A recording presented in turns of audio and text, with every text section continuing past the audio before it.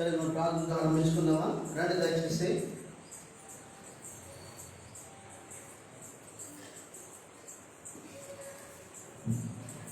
ప్రార్థన ప్రారంభించుకుందాం. పరలోకమున మా తండ్రి, మీ సాన్నిధ్యంకై స్తోత్రములు, మీ కార్యములన్నిటికై స్తోత్రములు, మీకే వందన స్తోత్రములు చెల్లించుకొని ఆరాధించి పూజించి కనపరుస్తున్నాం. లోకమంతటా క్రిస్మస్గా పండుగ జరుపుకుంటుండగా మా రక్షకుడైన యేసుక్రీస్తు ప్రభువారు మేము ఆరాధించుటకై పూజించుటకై మీరు చేరువచ్చుండగా తండ్రి, ఈ సమయాన్ని మాకు దేవుడికరంగా కనబడని సాతాను శక్తులను నేను బంధించాను. మీకు మహిమ కలిగినట్లుగా మీదట సాగిన పట్టుకు మాకు సహాయం చేయి తండ్రి. మీరు కేవలం ఈ లోకానికి రక్షకుడిగా జన్మించడం మాత్రమే కాదు, మీ రక్షణ శిలువ మరణము ద్వారా మాకు అనుగ్రహించారు. పాటలు పాడేట్లో, ముఖ్యంగా ఆరాధనలో మాకు సహాయం చేయి. సమయాన్ని దేవుడికరంగా చేయి. మీరు మహిమ తెచ్చుకో. మీకే వందన స్తోత్రములు చెల్లించుకుంటూ మహిమపరుస్తూ వందనము చెల్లించుకోండి. అన్నింటిలో మీరు మహిమ తెచ్చుకోండి తండ్రి. లోకమంతటా మీ నామమును ఘనపరచడానికి చేరి వచ్చి ఉండగా ప్రతి ఒక్కరితో మీరే మాట్లాడారు. ఎవరైనా మీ ఏర్పాటులో రక్షణ పొందాలని ఉద్దేశమై ఉన్నప్పుడు మీరే కార్యం చేయండి. మీ కృపకై అప్పగించుకుంటూ వందనము చెల్లించుకోండి. యేసుక్రీస్తు ప్రభు ప్రశస్తమైన నామములో స్తుతించి ప్రార్థిస్తున్నాము తండ్రి. ఆమేన్.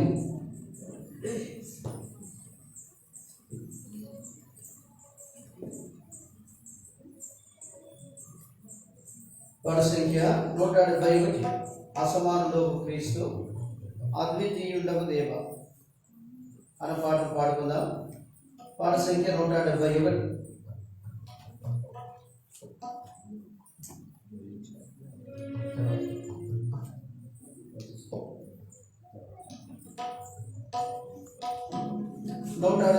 పాట సంఖ్య.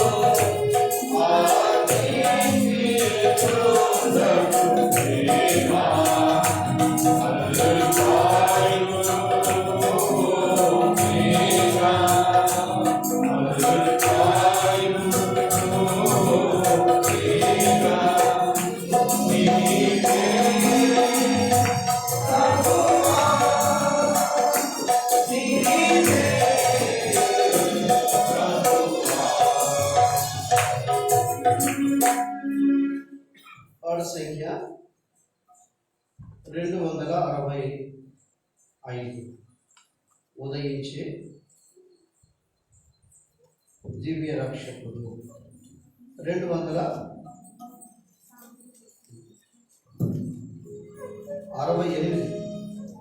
పాట సంఖ్య 268. పాత పాఠ పుస్తకాలు 228. అందరూ లేచిన వాడు పాడుకుందాం. ఈ పాట కొద్దిగా సర్దుకుందాం, ముందుకు వద్దాం. కొద్దిగా డిస్టెన్స్ మెయింటైన్ చేయండి. ముందుకు సాధ్యమైన ముందుకు రండి.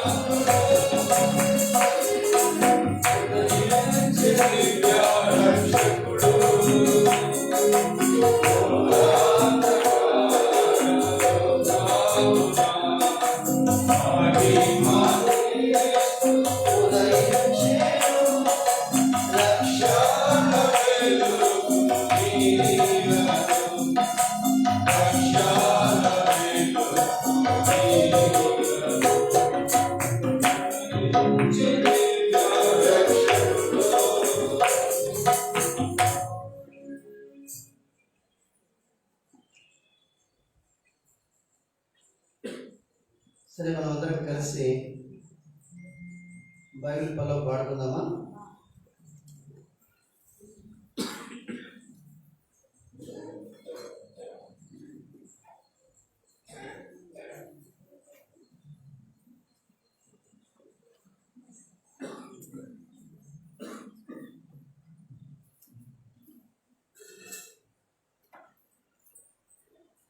సరే, అందరం కలిసి బైబిల్ పల్ల పాడుకుందాం. చాలా సంతోషమే, కొత్త బట్టలు వేసుకున్నారు. ఒకవేళ మీరైతే కొత్త బైబిల్ ఉంటే మంచిదేమో. కొత్త బైబిల్ కొనుక్కుంటే చాలా మంచిది. అందుకే నేనైతే కొత్త బట్టలు కొత్త బైబిల్ తీసుకొచ్చాను. ఎందుకంటే మంచిదే కదా. మన సంవత్సరానికి ఒకసారి తప్పకుండా ఏం చేస్తాం? కొత్త బట్టలు వేసుకోవడానికి ప్రయత్నం చేస్తాం. కొంతమంది సంవత్సరానికి 4 జతలు మారుస్తారు కదా. నా మటుకైతే ఒక సహోదరుడు విశ్వాసం, ఆయన పేరు సుబ్బరాయుడు, ఆయన గోల్డ్ గిల్ట్ బైబిల్ వాడేవాడు. ఆయన అన్నాడు, ఏంటన్నా మీరు ఎప్పుడు ఎర్ర బైబిల్ వాడుతున్నారంటే, ఎర్ర బైబిల్ మంచిదయ్యా, ఇది అందరూ పేదవాళ్ళు అందరూ వాడే బైబిల్ అని చెప్పారు. ఆయన అన్నాడు, అన్నా ఒక మంచి బైబిల్ ఉంటే మంచిదేమన్నా. ఎందుకు ఎలాగంటున్నా, ఇది బైబిల్ కాదా అంటే, బైబిల్ అని కాదనట్లేదు. ఎంతో విలువైన వస్త్రాలు మనం ధరిస్తాం కదా, ఒక మంచి బైబిల్ ఉంటే మంచిదేమో అన్నాడు. ఆ రోజు నాకు ఆ మాట పనిచేసింది. అవును, ఎంతో విలువైన వస్తువులు, విలువైన వస్త్రాలు మనం ధరించేవారు ఉంటారు. కాబట్టి ఒక విలువైన బైబిల్ కలిగి ఉంటే మంచిదే. కాబట్టి కొంతమంది బైబిల్ ఎలా ఉంటాయి, మత్తయి సువార్త ఉంటే పోషక గ్రంథం ఉండదు, ఏప్రిల్ రాసిన పత్రిక ఉండదు, సగం సగం పేజీలు చీకిపోయి దాని దగ్గర సరిపెట్టుకుంటూ ఉంటారు. కాబట్టి బట్టలు కొనడానికి ఇచ్చిన దేవుడు బైబిల్ కొనడానికి ఇవ్వడా? ఇస్తాడా? ఇవ్వడా? తప్పకుండా ఇస్తాడు. కొంతమంది ఏం చేస్తారు, భార్య బైబిల్ తీసుకుంటారు, ఇక్కడికి వచ్చి ఆమె కళ్ళ చూస్తే అది వచ్చేస్తుంది, ఆ తర్వాత మార్చబడతా ఉంటుంది. మన వస్త్రాలు అలాగ మార్చుకోగలమా? మార్చుకోలేము. పురుషుల వస్త్రాలు పురుషులే, స్త్రీల వస్త్రాలు. కాబట్టి ప్రతి వ్యక్తికి వ్యక్తిగతంగా మంచి బైబిల్ ఉండడం చాలా అవసరం. సరేనా? పఠింప శ్రేష్ఠ గ్రంథం బైబిల్ పట్టుకుందామా? పఠింప శ్రేష్ఠ గ్రంథము బైబిల్, పఠింప శ్రేష్ఠ గ్రంథము బైబిల్, అనుదినం పఠించిన ప్రేమ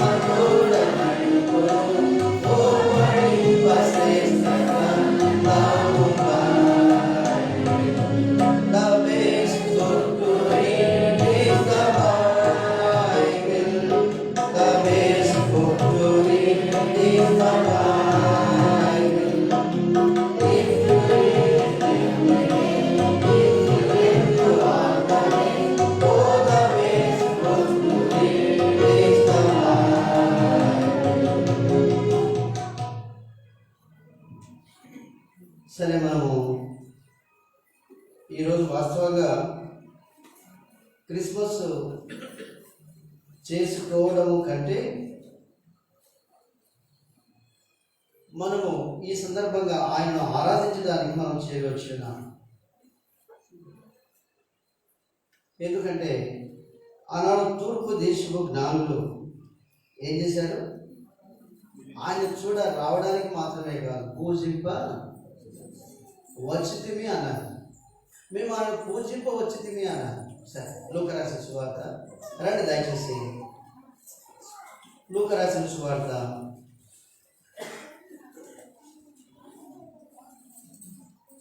2వ అధ్యాయము. లూకా రాసిన సువార్త 2వ అధ్యాయము. సరే, ఈ భాగము 2వ భాగంలో చూద్దామండి. మత్తయి సువార్త రండి. మత్తయి సువార్త 1వ అధ్యాయం. మత్తయి సువార్త 1వ అధ్యాయం. ఈ అధ్యాయంలో మనము కొన్ని వచనాలు మార్చి మనం చదువుకుందాం. మొదటి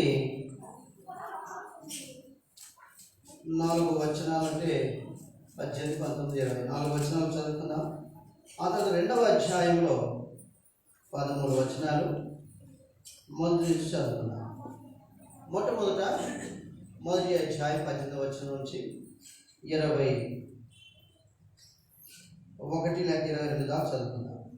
యేసుక్రీస్తు జనన విధం ఎట్లనగా, ఆయన తల్లి అయిన మరియ యోసేపునకు ప్రదానం చేయబడిన తరువాత వారేకము కాకమునుపు ఆమె పరిశుద్ధాత్మ వలన గర్భవతిగా ఉండెను.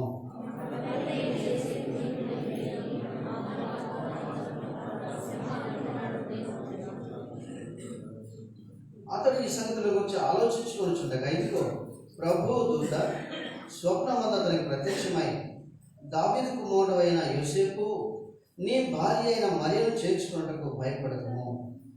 ఆమె గర్భము ధరించినది పరిశుద్ధాత్మ వలన కలిగినది.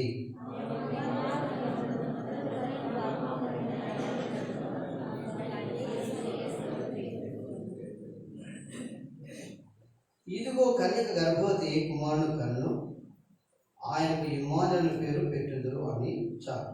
2వ అధ్యాయం చూద్దాం. రాజైన హేరోదు దినమున యందు యూదయ దేశపు బెత్లెహేములో యేసు పుట్టిన పిమ్మట ఇదిగో తూర్పు దేశపు జ్ఞానులు యెరూషలేమునకు వచ్చి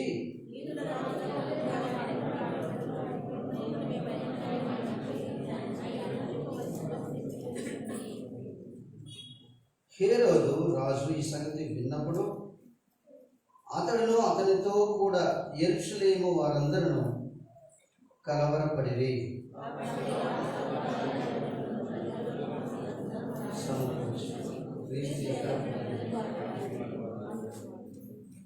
అందుకు వారు యూదయ బెత్లెహేములోనే ఎలయనగా, యూదయ దేశపు బెత్లెహేమా, నీవు యూదా ప్రధానులో ఎంత మాత్రము అల్పమైన దానము కావు. ఇజ్రాయేలును నా ప్రజలను పరిపాలించు అధిపతి నీలో నుండి వచ్చునని ప్రవక్త ద్వారా వ్రాయబడి యున్నదనిరే.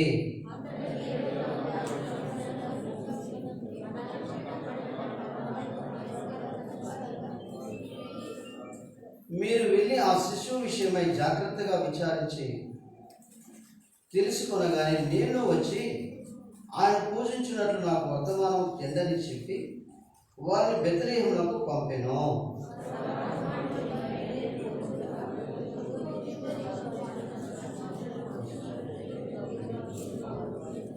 వారికి ముందుగా వారు ఆ నక్షత్రమును చూచి అత్యానంద భరితులై ఇంటిలోనికి వచ్చి తల్లి అయిన మరియను ఆ శిశువును చూచి సాగిలపడి ఆయన పూజించి తమ పెట్టెలు విప్పి బంగారమును సాంబ్రాణిని బోనమును కానుకలుగా ఆయనకు సమర్పించని.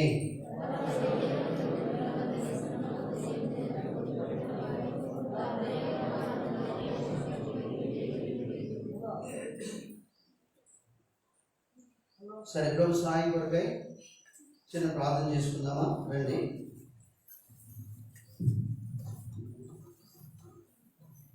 పరలోకపు మా తండ్రి, చివరి పాటల్లో మాకు సహాయపడ్డారు. మీ వాక్యంతో మాతో మాట్లాడడం, మమ్మల్ని పరిశుద్ధపరచము, మిమ్మల్ని మహిమపరచినట్లుగా తండ్రి మాకును మీ కృపను అనుగ్రహిస్తున్నందుకు స్తోత్రం. ఈ కరోనా కాలంలో ఎంతోమంది నశించిపోయారు. కొంతమంది మీ వద్దకు మీ దాసులుగా ప్రజలుగా పిలువబడి ఉన్నారు. మేమైతే మిమ్మల్ని స్తుతించి గణపరుచినట్లుగా మాకు ఇచ్చిన ఆధిక్యతకాయ స్తోత్రం. తండ్రి, మీరు మహిమ పొందండి. మీ పరిశుద్ధాత్మ ద్వారా సమస్తను మీరు బోధించుకుందండి. మనకైతే దేవుడు తన ఆత్మ వలన బయలుపరిచి ఉన్నాడని సెలవిచ్చారు. 1 కొరింథీ 2:10 ప్రకారం అలాగే సహాయపడుతున్నాయి. లోకమంతటా పండుగ చేసుకుంటుండగా మేమైతే మా రక్షకుడైన యేసు ప్రభు వారి ఎదుట సాగిలపడినట్లుగా మాకు ఇచ్చిన ఘనతకాయ స్తోత్రం. యేసు ప్రభు నామములో స్తుతించి ప్రార్థిస్తున్నాము తండ్రి, ఆమేన్.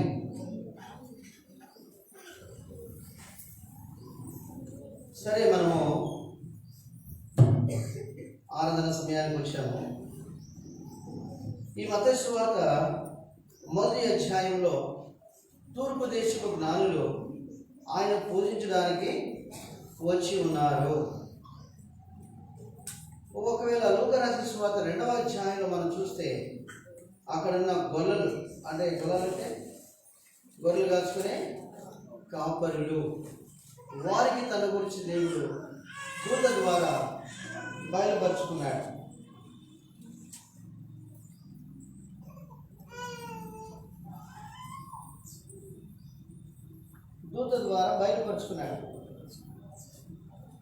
ఆ తర్వాత మూడవదిగా మనం చూస్తూ వస్తే ఎవరికి ఆయన బయలుపరుచుకున్నాడు తర్వాత అని మనం చూస్తూ వస్తే మనకే.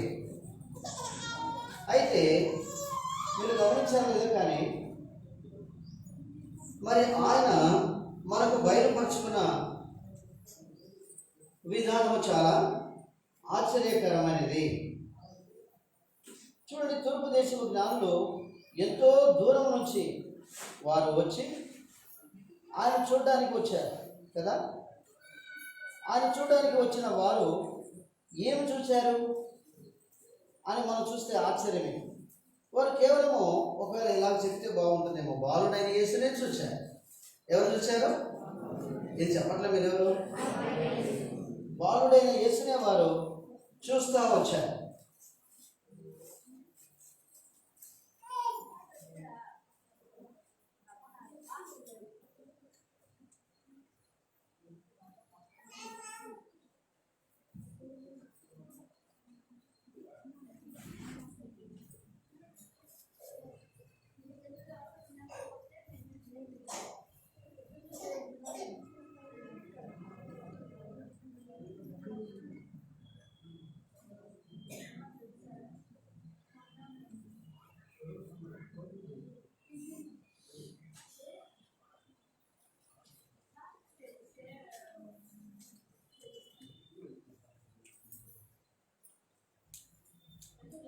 కాబట్టి తూర్పు దేశపు జ్ఞానులకు తను మరి దేవుడు బయలుపరుచుకున్నాడు, అందులో సందేహం లేదు. ఇంకొక మాట చెప్పమంటారా? ఒకవేళ మార్క్స్ వార్తలు మనం చూస్తూ వస్తే ప్రభువైన యేసుక్రీస్తు వారి విషయమై అక్కడ మనం పుట్టుకల గురించి చూడగలమా అంటే చూడలేదు. ఎందుకంటే డైరెక్ట్గా ఆయన పరిచారకునిగానే మనకు పరిచయం చేస్తూ ఉన్నాడు. అందుకే మనం చూస్తూ వస్తే మార్కు మాత్రం ఏం చెప్తున్నాడు అంటే ఆయన పరిచర్య గురించి, ఆయన ఎలాగో మరి పరిచర్య భూలోకంలో ఆరంభించాడో ఆ విషయాన్ని మార్కు మాత్రం తెలిపేవాడిగా ఉన్నాడు. అంటే ఈ ముగ్గురు విషయం మనం చూస్తూ వచ్చినప్పుడు ఎందుకు మరి అలాగే వారు చేస్తూ వచ్చారు కదా, ఎందుకు అలా చేశారు వాళ్ళు కదా, ఎందుకు అలా చేశారు అని మనం చూస్తూ వస్తే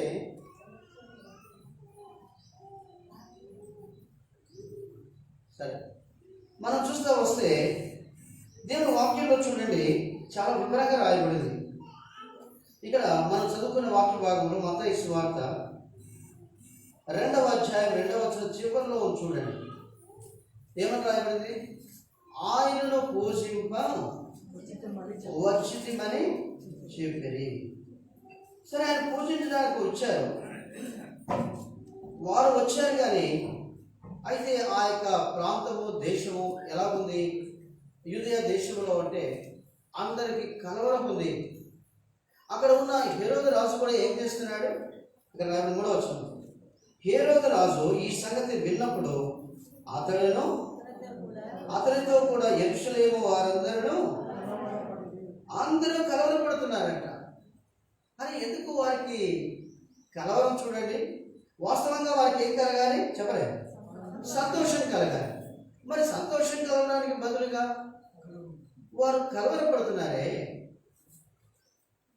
ఈనాడు లోకం కూడా అంతే. అందుకే సువార్తకి వెళ్తే ఏం చేస్తున్నారు? ఈ దినాల్లో అడ్డుకుంటున్నారు. మీరు మతాన్ని వ్యాప్తి చేస్తున్నారు. మనం మతం గురించి అసలే చెప్పట్లేదు. ప్రభువు యేసుక్రీస్తు వారి రక్షణ గురించి మనం చెబుతూ ఉంటే కలవరం. అంటే పాపంలో ఉన్న ప్రతి మనుషుడు ఎక్కడుంటాడు అంటే భయంలో ఉంటాడు, కలవరంలో ఉండేవాడిగా ఉంటున్నాడు.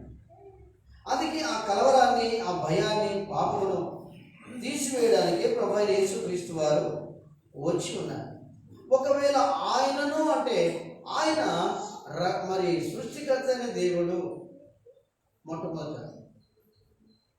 రెండవది మనం చూస్తూ వస్తే ఆయనను అన్నప్పుడు ఆయనే మన రక్షకుడిగా వచ్చినవాడు. ఇంకా చెప్పాలంటే మనకి ఎట్టి ధన్యత ఇచ్చాడు యేసు ప్రభు వారు అంటే, ఆ యొక్క గొల్లవారి కంటే, తూర్పు దేశపు జ్ఞానుల కంటే ఆయన శిలువ కార్యాన్ని మనము మరి చూడక నమ్మిన వారు. అందుకే యోహాను సువార్తలో అంటాడు, ఏమంటాడు? చూచి నమ్ము వారి కంటే. ఇప్పుడు వాస్తవంగా తూర్పు దేశపు జ్ఞానులు ఎవరు చూస్తున్నారు చెప్పండి? బాలయేసును చూస్తూ ఉన్నారు కదా. సరే, వారు బాలయేసును చూడడానికి వచ్చారు, చూశారు, మరియను చూశారు, మరియతో పాటు యేసు ప్రభు వారు చూశారు. ప్రవక్తలు ప్రవచించినట్టుగానే మరి ఆయన వచ్చి ఉన్నాడన్న విషయాన్ని వాళ్ళు గ్రహించారు. అయితే ఒక రకంగా చెప్పాలంటే వీళ్ళు ఆయన ఎందుకు చేరుకునేంత వరకు, ఎవరు వారు? తూర్పు దేశపు జ్ఞానులు ఆయన ఎందుకు చేరుకునేంత వరకు కూడా వారు ఎలా ఉన్నారు అంటే వాళ్ళు కలంలో ఉన్నారు. అవునా కాదా? మనం ఒక ముంబై పట్టణంలో లేక ఢిల్లీలో మనకు ఒక బంధువులు ఉన్నారు, లేక ఒక చిన్న పట్టణంలో బంధువులు ఉన్నారు. వాళ్ళు చేరుకునేదాకా మనకు కూడా ఎలా ఉంటుంది? కొంత టెన్షన్గానే ఉంటుంది. ఏమంటే పలానా వాళ్ళంటే పలానా వాళ్ళ, ఒకవేళ అడ్రస్ ఖచ్చితంగా ఉంటే మరి పట్టుకొని వెళ్ళిపోవచ్చు. అయితే అడ్రస్ ఎలా ఉంది అంటే ప్రవచనానుసారంగా ఉంది అడ్రస్. కాబట్టి వారు ఏం చేస్తూ వచ్చారంటే కొంత కలవరంగానే ఉన్నారు జ్ఞానులు కూడా. అందుకే దేవుడు సహాయంగా ఏమిచ్చాడు? గుర్తుపెట్టారు, కట్టే రాలేదు ఇంటికి. కాబట్టి ఆ దినాల్లో దేవుడు వారికి దారి చూపడానికి ఆ నక్షత్రాన్ని ఇచ్చాడు అంతవరకు. అయితే ఇప్పుడు దారి మాత్రమే కాదు, ప్రభువు యేసుక్రీస్తు వారే ఆయనే మార్గమై ఉన్నాడు, ఆయనే సత్యమై ఉన్నాడు, ఆయనే జీవమై ఉన్నాడు. అందుకే మనం చూస్తూ వస్తే ఇక్కడ రాయబడింది చూడండి, వాళ్ళు ఏమేమి తెచ్చారు? అందరూ కలిసి చదువుదామా? రండి దయచేసి అందరం కలిసి మనము 10-11 ఏది మత్తయి సువార్త 2:10-11 అందరం కలిసి చదువుకున్నామా? మనం అందరం కలిసి చదువుకున్నాం. వారు ఆ నక్షత్రమును చూచి అత్యంత భక్తులై ఇంటిలోనికి వచ్చి తల్లి అయిన మరియు ఆ శిశువును చూచి సాగిలపడి ఆయన పూజించి తమ పెట్టెలు విప్పి బంగారమును, సాంబ్రాణిని, గోధుమను కానుకలుగా ఆయనకు సమర్పించింది. చూడండి అన్నమాట. ఏమేమి సమర్పించారు? బంగారమును, సాంబ్రాణిని, గోధుమను ఆయనకు కానుకలుగా తెచ్చిరి. మనమైతే అరటిపండ్లు, స్వీట్లు, లడ్డులు ఏదైనా ఎవరు తెచ్చారని అంటారేమో కదా, తెచ్చేవారు తెచ్చారులేండి. సరే, దేవుని కొరకు అలా తీసుకొస్తారు, మంచిదే. అయితే గమనించండి, దీని భావం మనం చూస్తూ వచ్చినప్పుడు చాలా సంతోషం. ఎందుకంటే దేవుడు చూడండి, ప్రవక్తల ద్వారా ప్రవచించినట్లుగా బంగారం దేనికి సాదృశ్యము? పరిశుద్ధతకు సాదృశ్యం. తర్వాత సాంబ్రాణి దేనికి సాదృశ్యము? ఆయన మరణ, భూస్థాపన, పునరుద్ధారణకు సాదృశ్యం. ఈ మూడు కూడా అవే చూపించేవిగా ఉంటున్నాయి. అంటే తూర్పు దేశపు జ్ఞానుల కంటే, ఆ గొల్లవారి కంటే, మూడవదిగా మనకు తను బయలుపరుచుకున్న విధానం ఎంత గొప్పదో. ఎందుకంటే ఆనాడు వారు సూచనముతో వచ్చారు, ఈనాడు మనం చూసామా? ఎవరు చూసారని వేసుకోవచ్చు, చెప్పండి చూద్దాం. ఇక్కడ వచ్చిన ఎవరు చూసారా? ఎవరు చూడలేదు, నీకు చూడలేదు. అయితే ఆత్మ ద్వారా దేవుడు బయలుపరుచుకున్నాడు మనకు. అందుకే చూడండి, ఆ యొక్క సమరయ స్త్రీ విషయం చూస్తా వచ్చినప్పుడు శిష్యులకు ఆయన బయలుపరచుకోలేదు, కానీ సమరయ స్త్రీకి ఆయన ప్రత్యక్షపరుచుకున్నాడు. ఏమని? దేవుడు ఆత్మ గనక ఆయన ఆరాధించువారు ఆత్మతోనూ సత్యముతోనూ ఆరాధింపబడను. గాంధీ గారు ఒక మాట అంటారు, ఏమని? Work is worship. పనియే ఏం చెప్పరా? మరి తెలిసిన ఎవరు లేరా? పనియే ఆరాధన. గమనించారా? పనియే ఏంటంట? ఆరాధన. అయితే యేసు ప్రభువారు ఏమంటున్నారు? ఆరాధనయే పని. చూడండి, బాగా వ్యత్యాసం గమనించాలి. గాంధీ ఏమన్నారు అంటే వర్క్ ఈజ్ వర్షిప్ అన్నారు. Worship is work. యేసు ప్రభువారు ఏమన్నారంటే, అందుకే మనం ప్రభు ఎందుకు ఏర్పరచుకున్నాడు, ఎందుకు రక్షించుకున్నాడు అంటే మనం ఆయన ఆరాధించడానికి. కానీ ఇదేంటి, కేవలం మనల్ని ఆరాధించడానికి ఆయన రక్షించుకున్నాడా? అవును. చాలామందికి ఈ విషయాలు అర్థం కావు, అందుకే ఆలస్యంగా వస్తారు. ఆరాధన వాక్యం సరిగా వినడానికి ఇష్టపడక వాళ్ళు ఇష్టంగా వచ్చి మరి ఏదో పెద్ద గొంతెత్తి ఆరాధన చేస్తారు, కానీ దేవుడు ఆరాధన అంగీకరించు. ఎవరి ఆరాధన దేవుడు అంగీకరిస్తాడు అంటే ఆత్మ ఎందు వారి జీవితాల్లో వెలిగింపబడిన వారై. ఆయన ఎందుకు ఈ లోకానికి వచ్చాడు? మరి ఆ యొక్క బంగారము పరిశుద్ధతకు సాదృశ్యముగా ఉంది. ఇంకా ఏంటి? సాంబ్రాణి ఆయన మరణ, భూస్థాపన, పునరుద్ధారణకు సాదృశ్యమైంది. బోలము అది కూడా అంతే. కాబట్టి ఈనాడు ఎవరైనా మనం అంటే ప్రభువు యేసుక్రీస్తు వారిని చూడక నమ్మిన వారికంటే మనం ధన్యులం. అంటే ఒకవేళ ఈ వర్తమానం మీకు ఇలా చెప్తే ఏదన్నా ఇలాగంటావు, వాళ్ళు ఏమో తూర్పు దేశం జ్ఞానులు అంత దూరం నుంచి కష్టపడి బంగారం, ఆ పెట్టెలో బంగారం, సాంబ్రాణి, బోలం తీసుకొస్తే వారు ధన్యులం మేము అనుకుంటున్నాం. ఆ నక్షత్రం గురించి బాగా చెప్తావేమో అనుకున్నాం అంటారేమో. చాలామంది అనుభవం లేని వారు అలా చెప్తారు. ఏంటి మన అనుభవం అంటే, ఈనాడు దేవుడు ఆత్మయ్య ఉన్నాడు. ఆయన ఈ లోకానికి వచ్చింది ఎందుకు అంటే మనం ఆచారంగా క్రిస్మస్ చేయడానికి కాదు.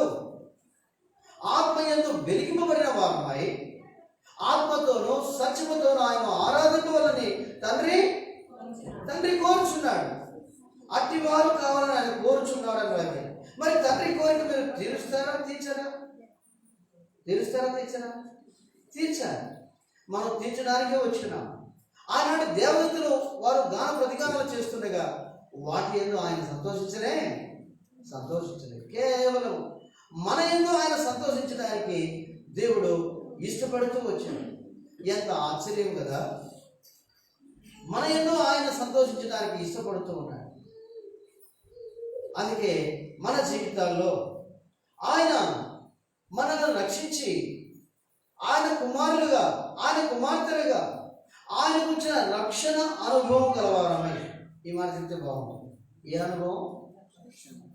రక్షణకు వచ్చిన అనుభవం గలవారు.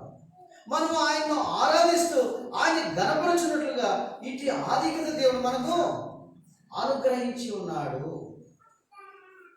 కాబట్టి ఎంత గొప్ప ధన్యత కదా! అందుకే దావీదు చాలా బాగా అంటాడు, తన అతిక్రమణకు పరిహారం పొందినవాడు, తన పాపములకు ప్రాయశ్చిత్తం పొందినవాడు ధన్యుడు అని రాయబడింది. ధన్యుడు. అందుకే నీ జీవితంలో ఇంకా ఆచారంగా ఒకవేళ నువ్వు ఆయన పూజిస్తూ వస్తే, ఆచారంగా కాదు, ఆయన నీ హృదయాన్ని ఆయన కోరుకుంటున్నాడు. ఏంటి ఆయన హృదయంలో ఎందుకు కోరుకుంటున్నాడు? అక్కడ దేవుని వాక్యాలు రాయబడింది. ఏమని రాయబడింది తెలుసా? లూకా రాసిన సువార్త 9వ అధ్యాయము 58 వచ్చిన చదవండి. 9:58. లూకా రాసిన సువార్త 9:58. అందుకు యేసు నక్కలకు బొరియలను ఆకాశ పక్షులకు నివాసములను కలవు గాని మనుష్య కుమారునికి తలవాల్చుకున్నటకైనను, అది చూడండి ఆ మాట, తలవాల్చుకున్నటకైనను ఏం లేదంట, స్థలము లేదు. స్థలము లేదు. ఎంత ఆశ్చర్యం! తలవాల్చుకున్నటకు స్థలము లేదా? ఆయన ఎక్కడ నుంచి వచ్చాడు? పరలోకంలో వచ్చాడు. ఆయన మహిమలో నివసించేవాడిగా దేవునితో ఉన్నాడు. మరి ఆ మహిమలో నివసిస్తున్న ఆయన ఈ భూలోకానికి వచ్చి ఆయన నివాసం కోరుకుంటున్నాడు. నివాసం కోరుకుంటే బానే ఉంది. ఒక మాట ఉదాహరిస్తున్నాడు. ఏమంటున్నాడు? నక్కలకు ఏమంట బొరియను, ఇంకా ఆకాశ పక్షులకు ఏమన్నాయంట? నివాసములు కలవు. కానీ నివాసములు కలవు. ఎందుకు ఆయన అంతగా ఒక బాధతో చెబుతున్నట్టుగా ఉంది?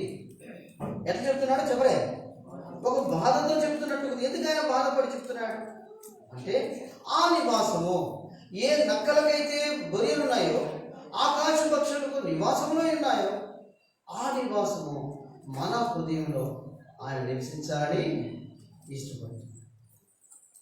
చాలామంది ఈనాడు నిజంగా క్రిస్మస్ జరుపుకుంటారు, కాదనట్లేదు. అయితే వారి జీవితాల్లో సంతోషము ఒక్కరోజు.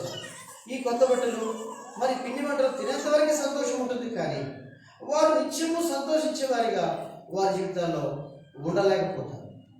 ఎందుకు అంటే, ఆయన ఎందుకు జన్మించాడో, ఆయన ఎందుకు ఈ లోకానికి వచ్చాడో వారు రక్షణ అనుభవం లేని వారిగా ఉంటారు. అలాగైతే ఏమి ప్రయోజనం? ప్రయోజనం ఉందంటారా? ప్రయోజనం లేదు. ప్రయోజనం కలగాలి అంటే మీరు రక్షణ పొందాలి. ఈరోజు ప్రభువు యేసుక్రీస్తు వారు పుట్టాడని ఒకవేళ అనుకుంటే, నీ హృదయంలో కూడా ఆయన నివాసమును కల్పించినప్పుడు అప్పుడు ఆయన నిజమైన క్రిస్మస్ ఏంటో, ఆ ఆత్మ సంబంధమైన సంతోషం ఏంటో నీ జీవితంలోనికి అది తీసుకురాబడేదిగా ఉంటుంది. ఎంతో సంతోషమైన సహవాసాలను అనుభవించగలం. మరి కొరింథీ 1:9 మనం చూస్తే రాయబడింది, మన ప్రభువు యేసుక్రీస్తు అను తన కుమారుడి సహవాసమునకు మిమ్మల్ని పిలిచినవాడు, చెప్పండి, నమ్మదగినవాడు, సహవాసమునకు పిలిచినవాడు. మనల్ని రక్షించడం మాత్రమే కాదు, ఈ భూలోకంలో ఆ దేవునితో కూడా, దేవుని కుమారుని యేసుక్రీస్తు వారితో కూడా సహవాసాన్ని మనకిచ్చాడు. ఎంత గొప్ప ధన్యత! ఈనాడు నిజంగా ఎవరికి లేని ధన్యత మనకు ప్రభు ఇచ్చాడు. మీకు ఆరంభంలో చెప్పారు, తూర్పు దేశము జ్ఞానుల కంటే ఇంకెవరు గొర్రెల కాపరుల కంటే మూడవది ఎవరు? మనము ధన్యులు. ఎంత ధన్యులుగా ప్రభు మనల్ని చేశాడు. కాబట్టి ప్రభు యేసుక్రీస్తు వారు నీ హృదయంలో ఆయన ఉన్నాడా? అలాగైతే నువ్వు రక్షణ పొందినట్లే, నీ జీవితం వెలిగింపబడినట్లే. అందుకే ఈ మధ్యాహ్న కాల సమయన మనం ప్రభును ఆరాధించడానికి మనం చేరవచ్చు. ప్రభువా, బంగారము సాంబ్రాణి గోరము వారు తీసుకువచ్చారు, కానీ ఈనాడు నిన్ను ముంచిన పరిశుద్ధతలోనికి, మీ మరణ భూస్థాపన పునరుద్ధానంలోనికి నన్ను కూడా ఏం చేస్తున్నావు? ఐక్యపరుస్తున్నావు. హెబ్రీయులకు రాసిన పత్రిక 2వ అధ్యాయం. రండి దయచేసి హెబ్రీయులకు రాసిన పత్రిక 2వ అధ్యాయం మనం చూస్తూ వచ్చినప్పుడు ఇక్కడ రాయబడింది చూడండి. హెబ్రీయులకు రాసిన పత్రిక 2వ అధ్యాయము, హెబ్రీయులకు రాసిన పత్రిక 2వ అధ్యాయం 11, 12 లేకపోతే 10, 11, 12 కలిసి చదువుకుందామా? కలిసి ఉన్నాయి, కలిసి చదువుకుందాం అందరం కలిసి. ఎవరి నిమిత్తం సమస్తములు ఉన్నవో, ఎవరి వలన సమస్తములు కలుగుచున్నవో, ఆయన అనేకులైన కుమారులను మహిమకు తెచ్చుచుండగా వారి రక్షణకర్తలు శ్రమల ద్వారా సంపూర్ణుడిగా చేయుట ఆయనకు తగును. పరిశుద్ధపరచు వారికి, పరిశుద్ధపరచబడు వారికి అందరికీ ఒకటే మూలం. ఈ హేతువు చేతులు వారిని సహోదరులను పిలుచుక ఆయన సిగ్గుపడక నీ నామమును నా సహోదరులకు ప్రచురపరచును. సమాజం మధ్య నీ కీర్తిని గానము చేతునని అనేను. కాబట్టి ఇక్కడ మనం చూడగలుగుతున్నాం. ఏంటి చూస్తున్నాము అంటే ఆయన అనేకులైన కుమారులను దేనికి తెస్తున్నాడంట? మహిమకు తెచ్చుచుండగా. కాబట్టి ఈనాడు ప్రభువు ఏం చేశాడంటే రక్షించడం మాత్రమే కాదు, ఆయన మహిమకు మనల్ని సిద్ధపరుస్తున్నాడు. అని ఇదేంటి?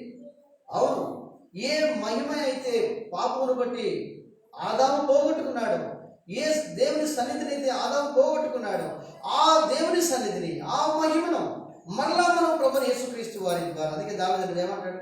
నా రక్షణకు నా మహిమకు ఇది రావట్లేదే, నా రక్షణకు నా మహిమకు దేవుడే ఆధారం.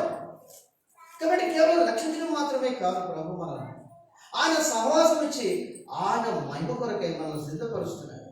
అందుకే ఆ సాంబ్రాన్ని మీరు చూసారా లేదా? ఇప్పుడేం పనుందన్నా అంటారా? ఒకప్పుడు బాగా పని ఉండేది కదా. ఎందుకు? ఆ దేవతను పూజించేవారు.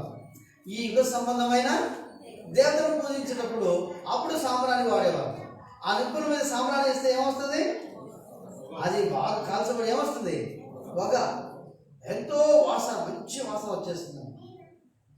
అంటే మరి ఇప్పుడు సాంబ్రాన్ని మరి తెచ్చారా లేదా? అరే మర్చిపోయారా ఏంటి?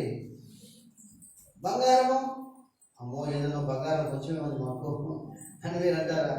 కాస్త చేతుల్లో కాస్త కొంతమంది బ్రదర్స్ కూడా ఏం చేస్తున్నారు చెప్పలే, ఇంకోటి మాత్రం ఇది మాత్రం ఉందని అంటారా? ఆ బంగారం, ఆ సాంబ్రాన్ని, ఆ బోలం ఆయన మరణ భూస్థాపన పునరుద్ధానం గురించి అనుభవం కలవాలి. ఆయన ఆరాధించాలని ఆయన కోరుకుంటారు. ఈ మధ్యాహ్నం అలా ప్రభుని ఆరాధించాలి.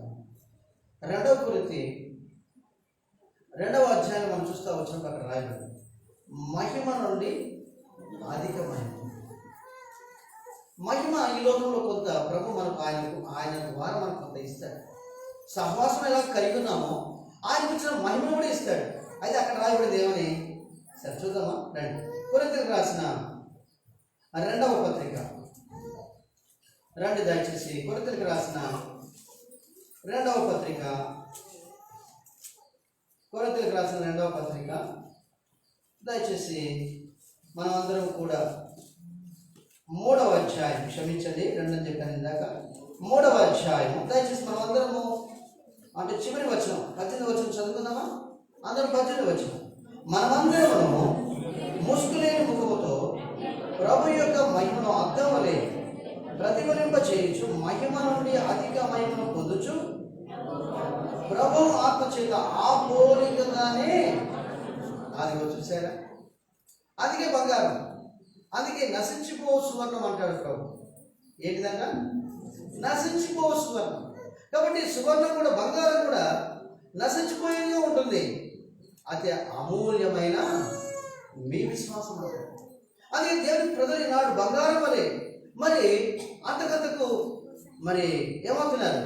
పరీక్షింపబడుతున్నారు, పరిశోధింపబడుతున్నారు. అక్కడ రాయబడింది 105వ కీర్తనలో యోసేపు విషయం రాయబడింది ఏమని? యెహోవా వాక్కు అతనిని పరిశోధించవచ్చునని రాయబడింది. అతడు చెప్పిన సంగతి నెరవేర్చు వరకు. నేను నా జీవితాల్లో మీరు గమనించలేదో, ప్రభువు యేసుక్రీస్తు వారు పుట్టినప్పుడే శ్రమల ఆరంభమైంది. ఎంత ఆశ్చర్యం కదా! ఆయనకు సత్రంలో ఏం లేదట. ఎంత బాధకరం! పుట్టగానే శ్రమలు ఆరంభమైనాయి. సత్రంలో స్థలం లేదు, జనసంఖ్య రాయించడానికి. జనసంఖ్య అంటే పేరు నమోదు చేసుకోవడానికి కదా. అందుకే ప్రభువు యేసుక్రీస్తు వారు పుట్టినట్టుగా ఈనాడు క్రీస్తు శకమని, క్రీస్తు పూర్వమని చరిత్రలో రాయబడి ఉంది. నువ్వు అవునన్నా కాదన్నా, నువ్వు ఒప్పుకున్నా ఒప్పుకోకపోయినా, నువ్వు అంగీకరించినా అంగీకరించకపోయినా ఆయన పుట్టాడని మరి చరిత్ర సాక్ష్యం ఇస్తూ ఉంది. ఆయన చరిత్ర పురుషుడు, పరిశుద్ధాత్మ ద్వారా జన్మించిన వాడు, ఏ పాపము లేనివాడు. అందుకే పాపంలో ఉన్న మనలను, పాపంలో పుట్టిన మనలను ఆయన పరిశుద్ధులుగా చేయడానికి ఈ బంగారు సాంబ్రాణి బోలం వారు ధర్మశాస్త్ర ప్రకారముగా ప్రవక్తల ప్రవచనానుసారంగా వారు తీసుకువచ్చారు. అయితే ఈనాడు ప్రభువు యేసుక్రీస్తునందు మనం ఆయన మరణ భూస్థాపన పునరుద్ధానంలో ఐక్యపడిన వారమై ఇక్కడ రాయబడినట్టుగా ఏమని రాయబడింది? ఏప్రిల్ రాసిన పత్రిక మరి మనం ఇందాక చూసాం కదా, 2వ అధ్యాయంలో ఈ విషయాన్ని మనం ఇందాక చదువుతూ వచ్చాయి కదా. రండి దయచేసి ఏప్రిల్ రాసిన పత్రిక 2వ అధ్యాయము ఇక్కడ 11-12 అంటున్నాడు, పరిశుద్ధ పరచు వారికి పరిశుద్ధ పరచబడు వారికి, అదిగా చూసారా, అందరికీ ఒక్కటే మూలము అంటున్నాడు. ఒక్కటే మూలం అంటే ఏంటంటే పరిశుద్ధ పరచు వారికి, పరిశుద్ధ పరచబడు ఒకటే మూలం అంటే ఏంటి? శ్రమలు. ఏంటివంట? అది మీరు గమనించారా? ఎప్పుడైతే ఆయన హేరోదు రాజు విన్నాడో, అమ్మో వీడు నన్ను తోసేసి నా సింహాసనం కాజేస్తాడేమో, ఎవరు? బాలయేసు అంటే బాగుంటుంది. ఆయన ఎప్పుడు పెద్దగా కావాలా? ఎప్పుడు నీ సింహాసనం పడదవుతాడు? ఎంత భయం చూడండి హేరోదు రాజుకు, ఎంత కలవరం. అందుకే చూడండి, ఇక్కడ మనం గమనిస్తూ వస్తే యేసు ప్రభు వారికి పుట్టుకతోని శ్రమలు ఆరంభమయ్యాయి. అందుకే ఆయన ఎక్కడికి పారిపోవాల్సి వచ్చింది? ఎక్కడికి? ఏం చదవలేదు ఎప్పుడు? తెలుసులేమా? ఐగుప్తునకు. ఎక్కడికి? ప్రవక్తలు ప్రవచించారు, ఐగుప్తులో నుండి నా కుమారుని పిలిచినని ప్రవక్తలు చెప్పిన మాట నెరవేరినట్లు ప్రభువైన యేసుక్రీస్తు వారు ఐగుప్తుకు తీసుకొని పోబడవలసి వచ్చింది. చిన్న బిడ్డను నిజంగా ఎక్కడైనా గమనించడానికి ఇష్టపడతారు ఎవరన్నా? ఎవరిని చెప్తే ఏమంటారు? నీకేం బుద్ధి లేదమ్మా, చిన్న నిన్న పుట్టాడు, కొన్ని గంటలు కూడా కాలేదు, ఆ బిడ్డను తీసుకొని ఐగుప్తుకు పారిపోతారా? ఎక్కడ బుద్ధి లేదు మీకు అంటారు. అయితే ఇక్కడ వాక్యంలో మనం చూస్తే 2వ వర్తమానంలో ఆ విషయం చూద్దాం. కాబట్టి ప్రభువుకు అక్కడే మరి శ్రమలు ఆరంభమవుతూ వచ్చాయి. అందుకే దేవుడు తెలియపరిచినట్టుగా యోసేపుకు ఏం చేశాడంటే స్వప్నమందు ఈ సంగతులని దేవుడు బయలుపరుస్తూ వచ్చాడు.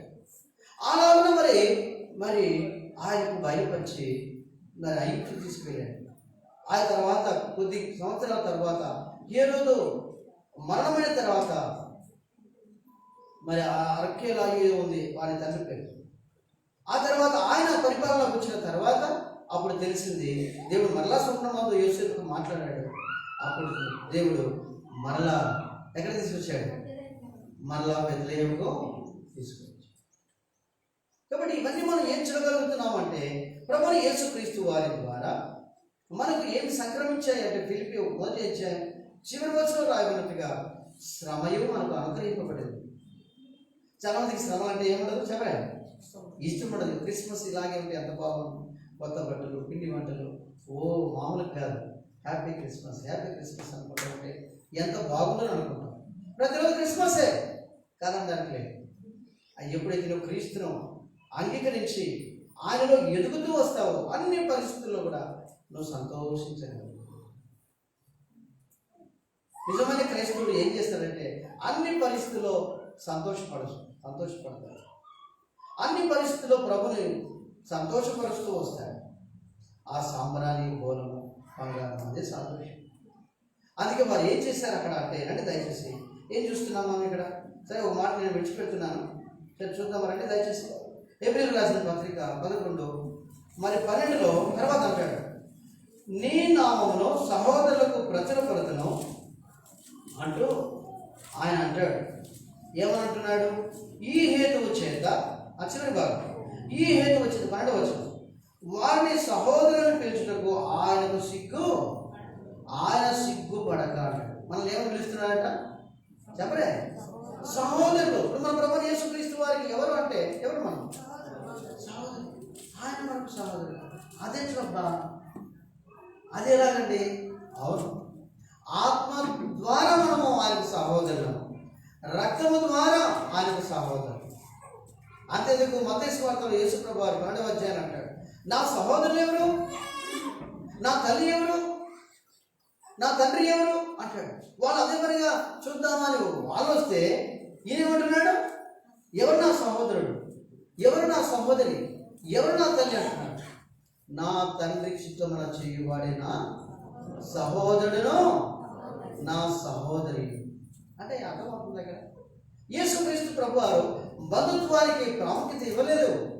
తండ్రి చిత్తాన్ని ఎవరు నెరవేరుస్తున్నారో వారే నా సహోదరులు, వారే నా తల్లియు, వారే నా తండ్రియు అంటున్నాడు. కాబట్టి ఇటు అనుభవంలోకి ప్రభు మనం కూడా తీసుకోవచ్చు. కాబట్టి బంగారము సాంబ్రాణి బోలము అంటే అదే అక్కడ వచ్చి వారు ఏం చేస్తున్నారంటే ఆయన పూజిస్తూ ఉన్నారు. మేము ఆయన పూజింప వచ్చామని ఏడు రాజు కూడా చెప్పారు. ఆ తర్వాత ఆయన చూసినప్పుడు అక్కడ రాయబడింది, వారు అత్యానంద భరితులై ఏమైనా అత్యానంద భరితులై. ఏంటి అత్యానందము అంటే ఎప్పుడు ఆ శిష్యులు చూశారు అంటే అందంగా ఉన్నాడని అత్యానందం వచ్చిందా? కాదు. ఈయనే లోక రక్షకులను ఆరాధిస్తూ వచ్చింది. అయితే వారు ఆ బాలుని చూసి ఆరాధించారు. కానీ మనము పునరుద్ధారణ యేసుక్రీస్తు వారిని సజీవుడైన దేవుని మనం ఆరాధించడానికి మనం వచ్చాం.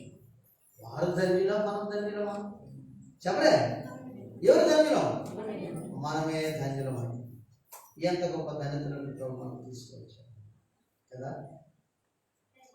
అందుకే మనం ఆయన సాగిపోతాం. ప్రకటన 4వ అధ్యాయం మనం చూస్తా వస్తే వారు తమ తలల మీద ఉన్న కిరీటములను మరి ఆయన పాదముల మీద పడివేసి మరి చేశారు, సాగిల పడి. ఏం చేశారు? సాగిల పడ్డారు. అంటే ఏంటి? ఒక వ్యక్తి చూడండి, ఎవరైనా మనం సాయం చేశారనుకోండి, ఏం చేస్తాం? చాలా థ్యాంక్స్ అండి అంటారు. ఒకవేళ వారు మనల్ని కన్నవారి వారు మనకి అన్ని ప్రేమతో ఎంతో చూసి మన బాధ్యతలన్నీ వారు తీసుకున్నప్పుడు వారికి ఎంతో కృతజ్ఞత కలిగి ఉంటాం. మన భారతదేశం ఆచారం ఏంటంటే మరి తల్లిదండ్రులకు ఏం చేస్తారు చెప్పరే? ఏం మీరు చేసినట్టు లేరు, అందుకే చెప్పట్లేదు. మీరు చూసారా? నేను వాస్తవంగా మా నాన్నకి చేశాను. మా అమ్మ నాకు అలా నేర్పించింది. ఉదయకాలం లేస్తానే మరి మా తండ్రికి ఫాదర్ నేను నమస్కారం నేను చేస్తూ వచ్చాను. ఇది మంచి మరి ఆచారం అని చెప్పాలి. అయితే మనం అలా చేయడానికి ఇప్పుడు రాలేదు, కానీ ఏకంగా ఏం చేయడానికి చెప్పలే, సాగిలపడడానికి. ప్రభువా నువ్వు ఎంత గొప్ప రక్షణ నాకు అనుగ్రహించావు ప్రభువా.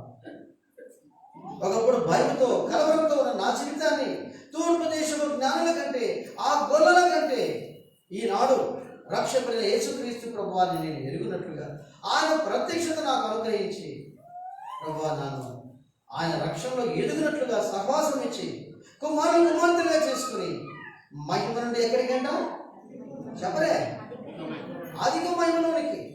అక్కడ రాయబడి మీరు గమనించారు లేదో, ముసుగు తీసివేయబడి. నేను ఆ మాట చెప్పలేక సమయం ఎక్కువ అవుతుందని. ఏంటంటే ముసుగు తీసివేయ. ఈనాడు యూదుల ముఖముల మీద ఇంకా ఏముంది? ధర్మశాస్త్ర సంబంధమైన ముసుగు ఉంది ఈనాడు. అందుకే మనం ధన్యులం అని చెప్తున్నాం. వారి ముసుగు ఇంకా తీసివేయబడలే. మెస్సయ్య ఇంకా ఏం చెప్తాయి అంట, ఆయన ఇంకా వస్తాడని వారు ఎదురు చూస్తున్నారు. వచ్చాడు మెస్సయ్య, వచ్చాడు. ఆయన వారి ఎద్దుకు వచ్చాడు, ఆయన రక్షణ తెలియపరిచాడు. అయితే వారు నమ్మనే. కాబట్టి మనం అందుకే ధన్యులమైన, అందుకే ఆయన ఆరాధించాలి, ఆయన గణపరుద్దాం, ఆయన పూజిద్దాం, ఆయన మహిమపరుద్దాం. ప్రభువా ఎంత గొప్ప ధన్యత నా జీవితంలో నువ్వు అనుగ్రహించావు. ఆనాడు వారు సాంబ్రాణి బోలము ఇంకోటండి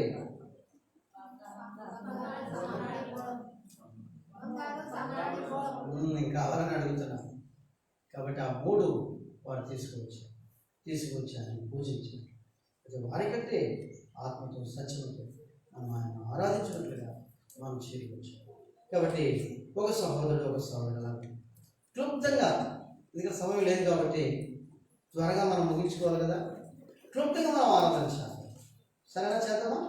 ఆరంభించండి. వెంటనే 1 నిమిషం లేక 2 నిమిషాలు, అంతకంటే ఎక్కువ వాక్యం అంతా చేయాలనుకోవద్దు. క్లుప్తంగా అరవకూడదు. ప్రభుని ఆరాధించాలి. చేయండి దయచేసి.